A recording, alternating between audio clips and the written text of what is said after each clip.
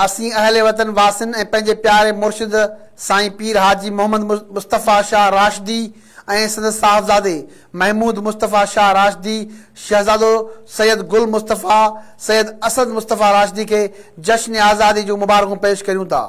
पारां ख़ादमीन rice Ali Asghar Chandio UC ग़ैबी देरो district कंबर शदाद कोट।